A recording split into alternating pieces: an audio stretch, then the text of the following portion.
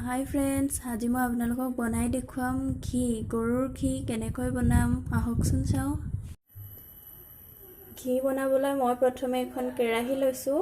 এতিয়া মই এইখিনি গাখীৰৰ আগৰ পৰাই ইয়াতে থৈ দিয়া আছিলে, সেইখিনি মই ইয়াতে দি দিছোঁ। গেছৰ ফ্লেমটো হাই কৰি ৰাখিব আৰু এইখিনি লৰাই থাকিব লাগিব। মই এয়া গৰুৰ গাখীৰৰ সৰ লৈছোঁ। এসপ্তাহমানৰ হ'ব এইখিনি ষ্ট'ৰ কৰি ৰাখি থোৱা হৈছিলে। এতিয়া এইখিনি চাওক উতলিবলৈ আৰম্ভ কৰিছে। আমি ঘনে ঘনে লৰাই থাকিব লাগে, নহ'লে কেৰাহীখনত লাগি যাব।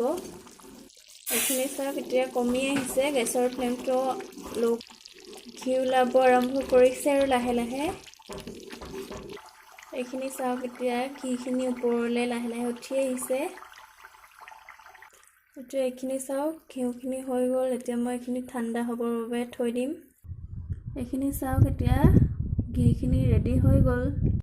আপোনালোকে যদি মোৰ ভিডিঅ'টো চাই ভাল পালে তেনেহ'লে প্লিজ লাইক কৰিব, কমেণ্ট কৰিব আৰু ছাবস্ক্ৰাইব কৰি দিব।